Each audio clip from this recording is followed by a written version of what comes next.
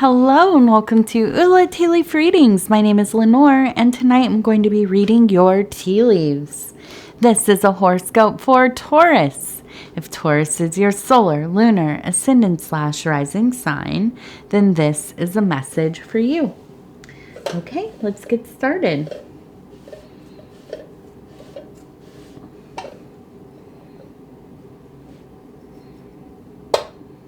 Ooh. No. There we go. Very nice. All right, let's see what these tea leaves have to say. All right. And so our card for this reading is the Ace of Discs. And we have Pudgy singing a song there in the back of the house somewhere. Yodeling down the stairs, I believe. Yeah, I hear you. He's upset, I think, because I just took out the trash and came back in and he realized I had gone outside. He didn't get to sneak out. Oops. And now he's not happy with that situation. All right, so we said the Ace of Discs, a beautiful, wonderful sign of wealth, abundance, great happiness, the beginning of new things, new ideas, kind of that feeling of something brand new, good fortune all around. Yeah, and I think that just looking at this, it seems like we have a pretty happy little scenario. And first, I really want to look at, we have the 12 here, 1 with a 2, okay? A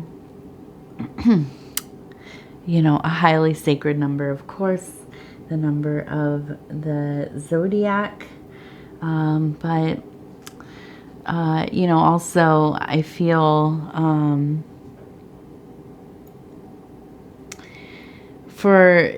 I feel that we all have our own relationship with numbers, of course, right? There are prescribed meanings, there are personal meanings. I don't like to tell you what these numbers are because and if you look in the comments, people have different interpretations. So I don't like to tell you exactly what it is. But I do feel like this is kind of, if you could imagine, a completed circle, okay? Not unlike the disc here. And so I feel like there is a feeling of unification in your life right now. Things feel like they have come together. And now the other one's meowing. My goodness, what's going on? Is there a ghost in this house tonight? Everything kind of coming together and feeling very balanced and having access to these different energies, these different frequencies, these different archetypes within self, so that you may move how you must, right, to find the success that you are seeking. All right, so let's look at this one over here. We have, and this looks like an image of Pan to me. We have kind of that goat body and maybe some horns up here, kind of rugged looking, but standing as a human would. And behind we have, it looks like a dog that is being ridden by somebody. So kind of these beasts of the wilderness, these intelligences of the wilderness, this wildness, a little bit untethered, right? And I think that, this is very much in line with celebration, a sense of celebration. We have the dog motif here, even maybe up here as well. We have a dog, maybe a cat with that long tail, whatever it is, a loyal companion. Okay, go be with your chosen people. Celebrate. I feel that there really is an abundant surge of good fortune. Okay, the cycle is for you to kind of swim in this, the thickness of this kind of fortune feeling, right?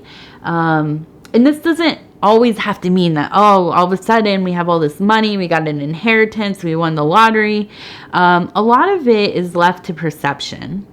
Okay. There are days when I feel like the universe is against me. Everything I do is wrong.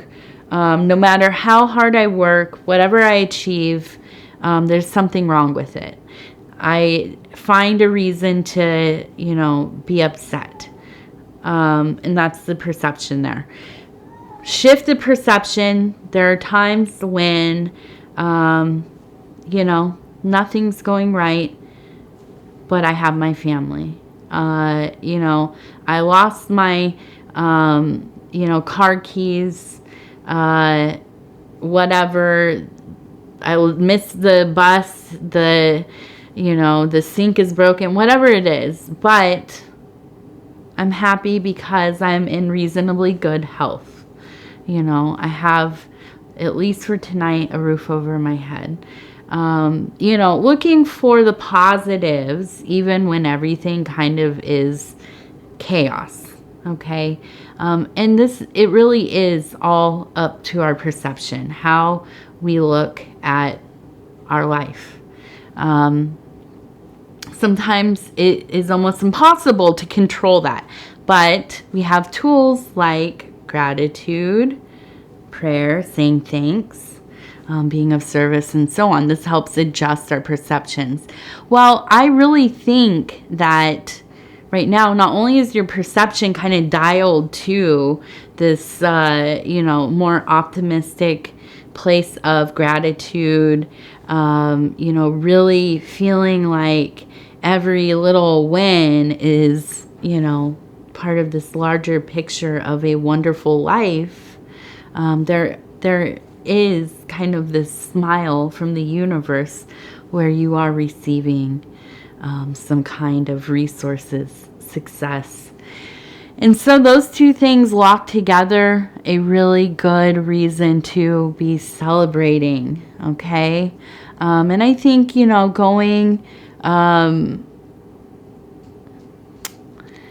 going and being with the people you love, stepping outside of the stress of life, okay? And here is a secret.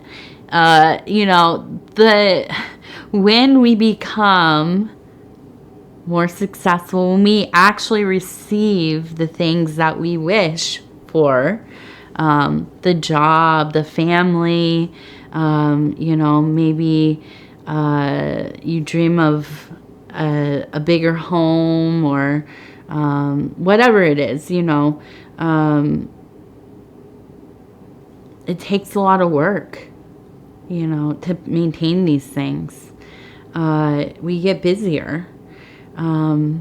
There's a lot that goes into having the life you want, isn't there? It doesn't just kind of naturally always run itself, okay?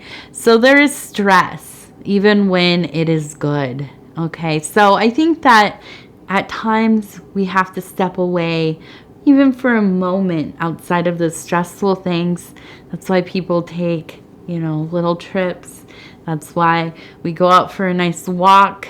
Maybe we go out to dinner with the family, whatever it is. But I think that it is important for you to do something that kind of takes you out of all of that for a moment, right? And do that with at least somebody you love. Even with your beloved Pudgy or TT. Those are the names of the cats that you hear singing in the back there. You know, whoever your fur baby or friend is, you know, or your family, a friend, yourself. Sometimes we are our best friends, aren't we? As we should be, really. So I think that on the other side of this, and I talk about this often, when we see these, and I see we have Pan holding something here, and I see a flower up here, okay? And I think that when we have times of success, when we have moments of, you know, abundance, where we have more than we need or just enough, it doesn't matter. We need to go out and we need to balance that by being of service to others, to being charitable. You know, and I've never been rich, so I don't know. And I've never been around a lot of rich people, so I don't know what it's like to be rich. But I do know that people who are struggling, people who have next to nothing, are some of the most generous people you will ever meet. And they're rich often with love, with community. You know, they maybe struggle in a lot of ways, but in the ways that, you know, maybe are most important.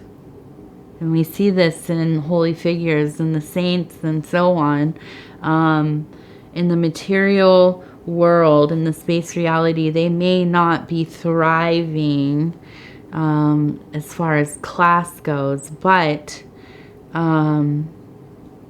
their interior world is rich, okay? Their relationship with God, the divine, the cosmic consciousness, you know, whatever it is, however you relate to that, there is a, you know, unmistakable bond. And so, no matter where we are on the spectrum of success, of, you know, what we have or don't have, we must always stay in a posture of giving. Am I saying go out and give money to everyone? No. You can be charitable with your time. And really, honestly, I think this is the most important thing, is going and being with other people, especially people who don't have a lot of other people, people who are elderly. Come on, baby.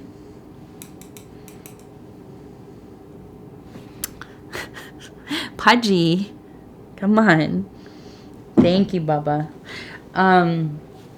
Okay, so people who are elderly, people who do not have family, you know, going and reading to children or volunteering somewhere, whatever it is, okay? There are so many ways that we can serve our communities, and more importantly than just that, being with people, hearing people, letting people know that they are not invisible, okay? I think that we read about this a lot. We experience this a lot, maybe in our own lives. Maybe we feel this way. But I know that if you have been out in the world at all, you have experienced people who do feel lonely. They feel disenfranchised. They feel like nobody cares about them. There are more and more people that feel this way. And, you know, it is something that, you know, there's a million different reasons why this is happening, but it is our job as a community, as human beings, to take care of each other, okay? You know, there is a reason that this is part of, you know, the tenets of most religions, is that we take care of our neighbors, right? We take care of those who are less fortunate. We take care of those who, cannot take care of themselves. And we do this because, we are all connected to one another. We can't just forget people because they get older and they're young, and we don't know how to, communicate with them or whatever it is,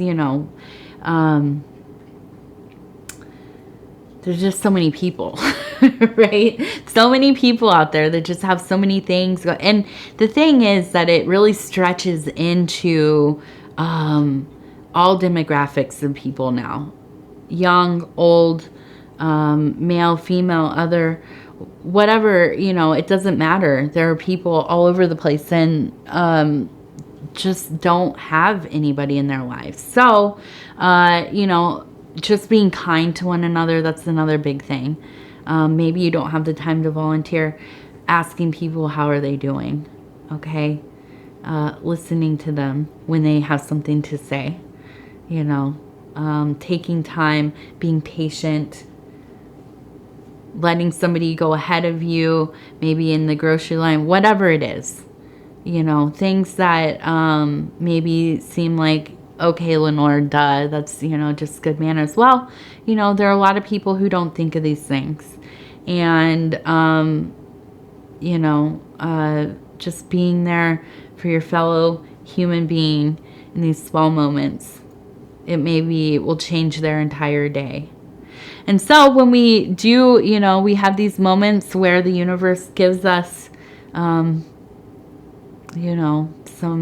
extra fortune, when things align in such a way where it feels like, oh, I'm really winning today. I hit all of the green lights, somebody bought me lunch, whatever it is, I didn't run into any problems today, whatever. We go out and we spread that good energy, okay? And when we're having bad days too, because that's what helps lift us out of those bad days, helping other people. Okay, so let's see. We have,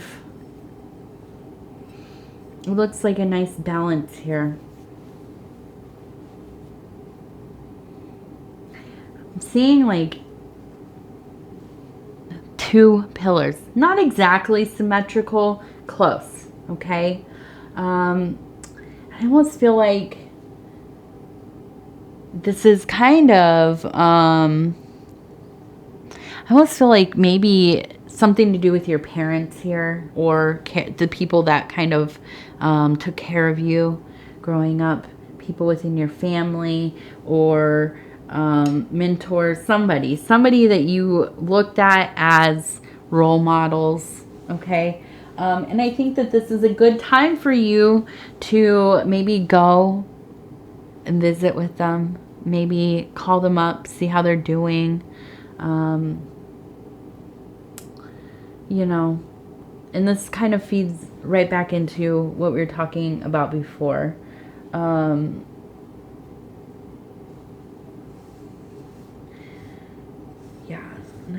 going to go back to that in just a second.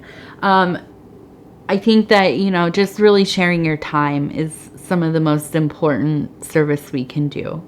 And really the ultimate gift for anybody in our lives. And, I think we were talking about your mother figure, I think last week, maybe, or the last reading a few days ago. And I think that now, if they are not with us anymore, if they have transitioned, or, one has, or what have you, you can still commune with them. This is something that I do often, talking to my ancestors, my elders, those who have passed in my life. See, TT agrees. So yes, I think that taking some time communing, right?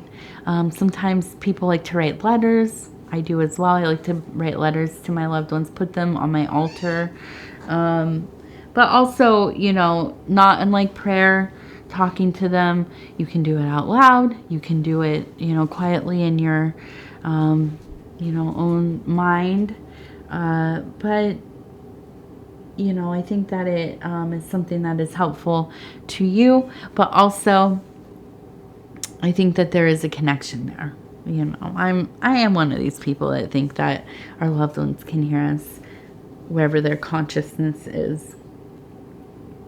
And, you know, that feels important.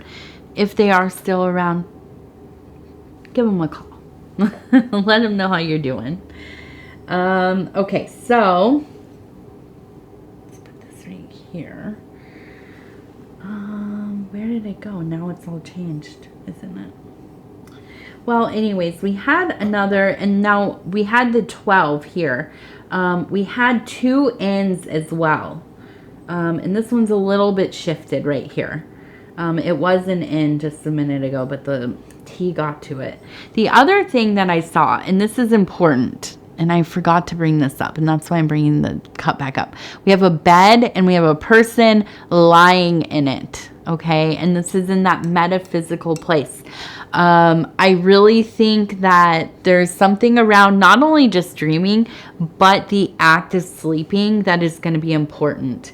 I feel like there is almost some kind of presence in your room when you're sleeping. Maybe you kind of feel this, like there's somebody in there with you, watching you, kind of that weird, you know, you wake up and you're like, oh, is there somebody in the room with me? Or, you know, it's a pile of dirty clothes, 2 weeks of clothes piled up. But there is a feeling of some kind of entity or energy in your room. It doesn't feel like a bad thing necessarily, but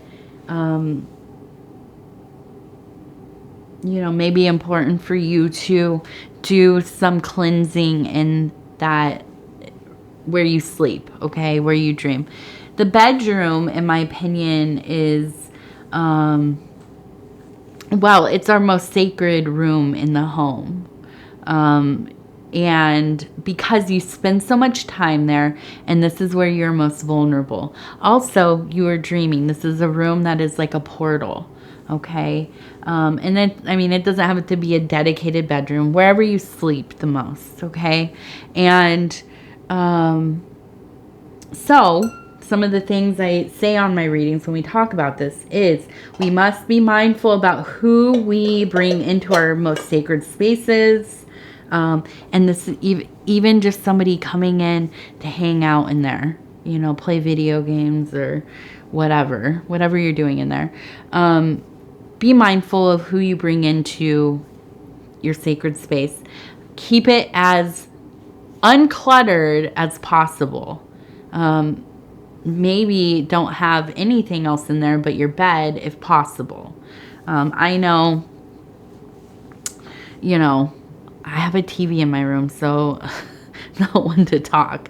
But, you know, I think if you can keep it to a minimum, have the least amount of stuff, put it away, organize it, you know, whatever, hide it under the bed, however you do that. Because this is also a place of contemplation, of transition from one realm to the other.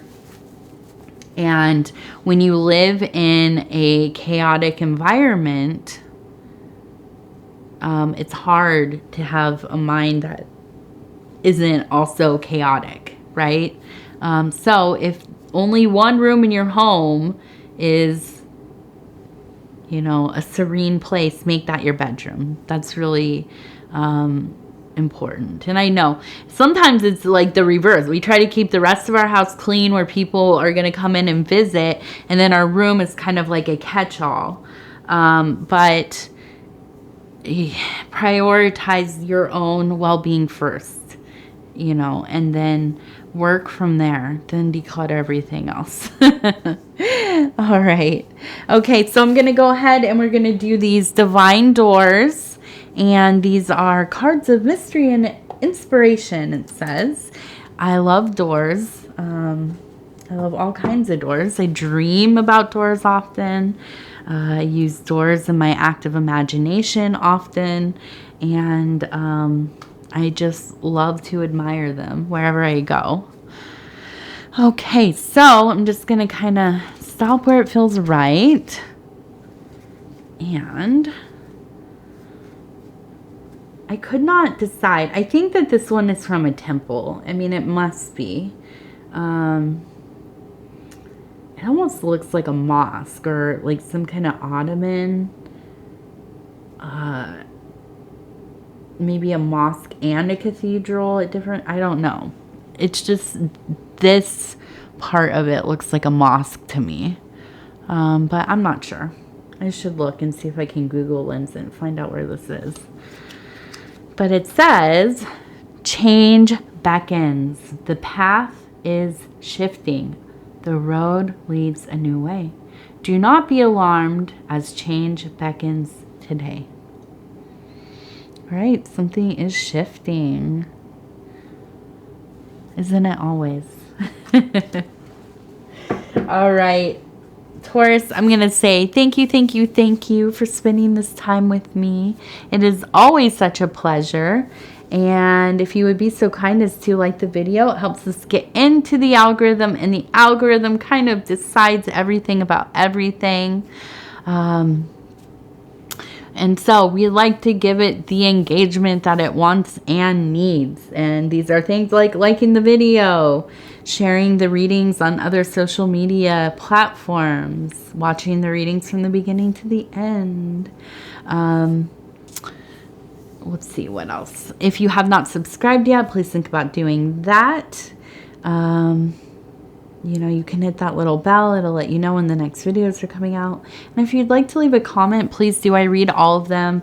I appreciate all of them. I love getting to know you all. And actually, that brings me to my next question is, if there would be any interest in, if I had a membership level tier, added that, and then we had with that membership a Discord so that we could start building a community more directly here, and then kind of playing with this idea. And I haven't posted about it or asked any of the other signs, but I thought, hey, I'll ask Taurus. You all are you know, pretty good communicators usually, and innovative folks. So I think that maybe you would have a good answer for me, and if you have any interest in it. So if you've gotten this far in the reading, let me know in the comments what you think. All right, and with that, I'm going to say goodnight. I'm going to go to bed. I love you all, and we will talk in just a few days.